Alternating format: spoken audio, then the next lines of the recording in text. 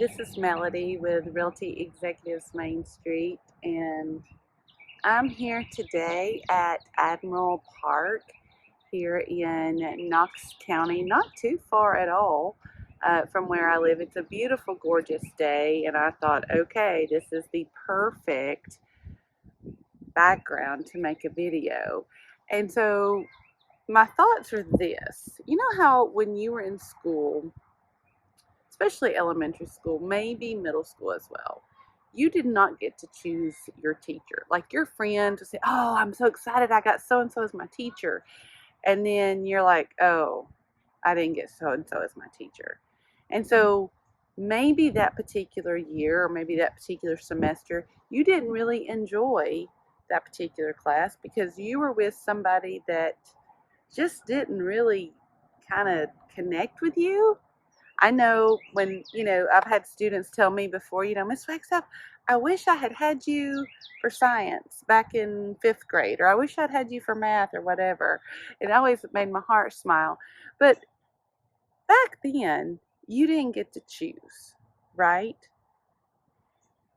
But with real estate, you do. You do get to choose who you want to work with. And friends, I'm going to tell you this right now. Who you choose as your real estate agent matters. I'm going to give you a few examples why. Stay tuned.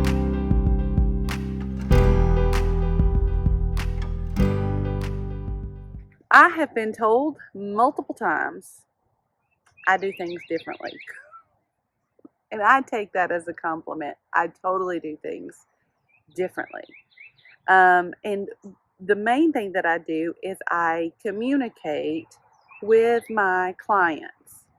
I usually ask, what form of communication do you like best? Do you like phone calls? Do you like emails? Do you like text?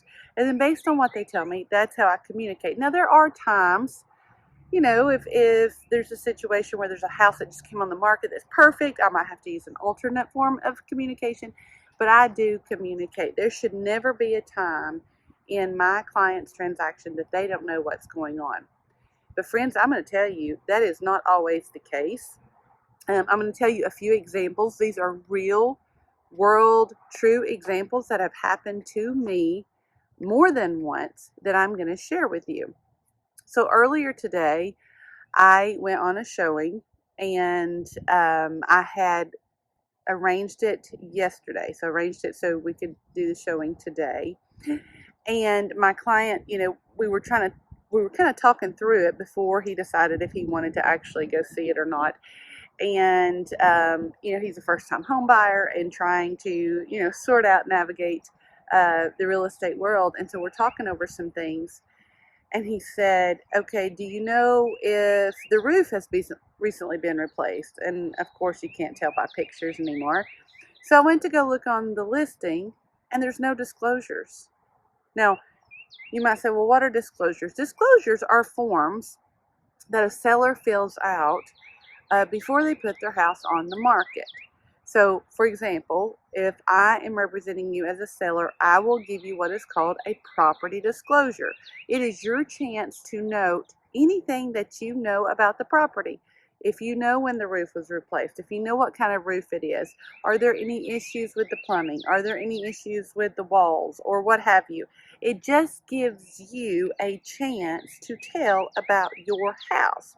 And so then when I, as your agent, put it on the market, this is a document so that when people are setting up showings, they can preview this document before you go to the listing. So you can kind of be aware of, okay, well, they noted here that there is a drip in the tub or whatever, okay?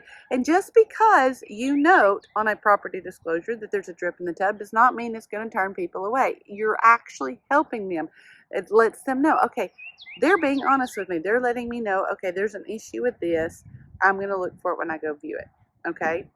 So always be completely honest with your property disclosures. So I went to go look for that information for my client. There were none. there were no disclosures, period. There were no property disclosures.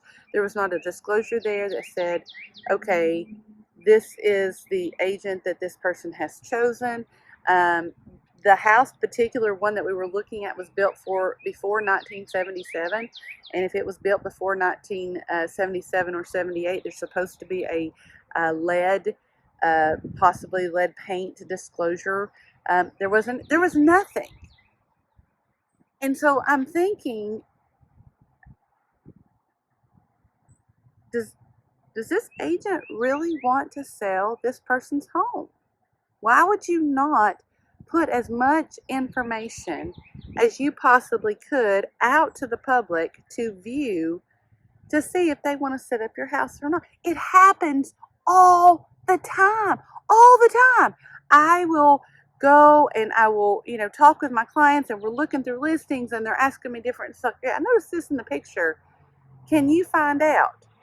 Well, there'll be no property disclosures. So I get on the phone, I'll call, or I'll text, or I'll email, or sometimes I have to do all three, and I'll say, okay, what about this? Nothing. It's complete crickets. There was even an example a couple of months ago. I had some clients in from out of state. They were here. They had found this home they thought was perfect for them online. And it was noted that there was a shared well. Okay, so there were more than one property was sharing a well. And so I reached out to the agent. I sent an email. I called and I texted. I said, can you please give me some more information about this shared well? My clients wanted to know how that worked. If there was an agreement, a written agreement in place, or was it verbal, or kind of just some more information. Nothing. 24 hours go by, my people are in, I call, I text, I email, nothing, absolutely nothing. And I'm like, okay, I understand, there are circumstances when I can't get to people right away, but that's when you ask a colleague to cover for you or something if there's an extenuating circumstance. There is really no excuse to go longer than 24 hours without some type of communication. And friends, I am seeing it over and over and over again. You cannot communicate too much. And I guess what I wanted you to know is, as I am out showing properties and I'm trying to do due diligence with my client to try to find out what's going on with the home, what's going on with the property even. Sometimes there doesn't even have to be a home on it if there's a property, just to find out as much information as I can. But I can't make people talk to me. I can't make other agents talk to me. I can nag and nag and nag, but I can't do that. And so I just want you to know that choosing your agent matters. It matters. I had somebody call me the other day out of the clear blue sky. It hadn't watched my videos. I don't really know how they found me. They never even answered that question. But they called me and they said, hey, Melody, we're in town for the day. We heard about you. Can you set up a showing for this, and this property? And I thought, okay, so I don't know you. I mean, I want to set up a relationship. I want to find out about you. I want to find out why you're choosing East Tennessee. I want to find out about your budget. I want to find out what your wants and needs are. And I told this person, I said, well, I'd like to sit down and talk with you first. And kind of, come up with a game plan. Nope, I just want to see the property.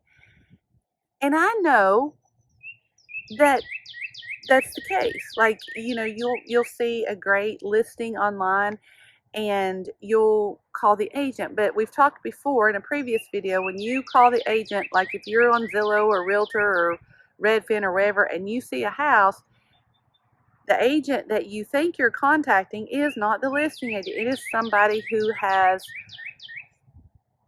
given those search engines money to try to get a lead. A lead is a potential client. So if you see a property that you want, sometimes You will just call the first agent you see and say, hey, I want to go see this property. There hasn't been that relationship established. Relationship, and what I mean by that, first of all, is an agency relationship.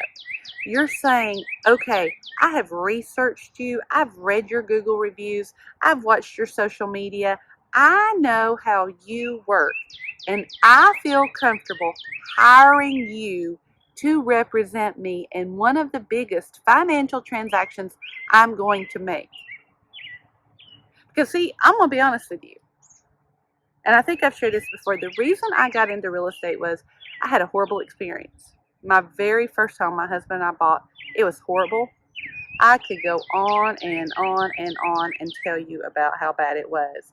And I vowed at that time, someday I'm going to get into real estate and I'm going to treat people differently than the way that my husband and I were treated. Okay, and I'll have to make a video about that one another day, because oh man, I could tell you some stories. But we were one of those young, naive people who we saw this agent's name on a sign, and we automatically assumed, okay, well, he's an agent. You know, he would be good for us. We did not do our research. No, we did not. We did not check out reviews. I don't even know if they had Google reviews back then, but we didn't check him out at all. We thought, okay, we can just hire anybody. I mean, you can, but is that really what you want to do, to just hire anybody? Or do you want to get, I tell people all the time, I want to be your realtor for life. I don't want this just to be one transaction. And I closed on a property yesterday with some folks. And the missus said, Melody, I hope this isn't over. I hope this isn't over. I hope, now that we've closed, I hope we still get to see each other. Well, of course. I don't go away. Yeah, we may not be contacting each other as often because we're not in the middle of a transaction, but it is a relationship. I want to be your resource for all things real estate.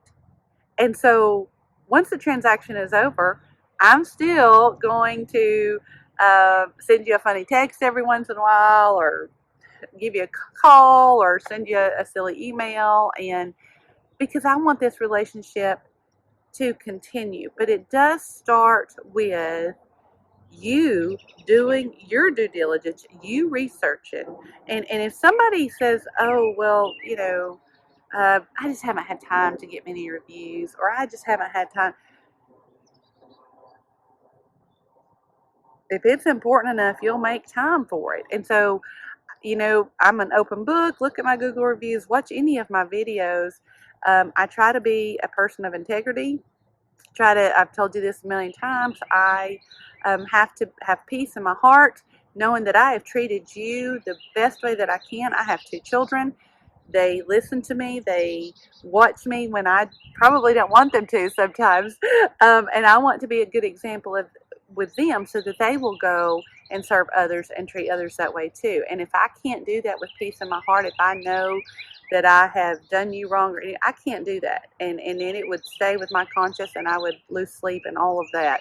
So I'm telling you, whether you choose me or whether you choose somebody else, make sure you do your research, because choosing a real estate agent matters. You want somebody that you can trust. You have to share a lot of personal information with each other.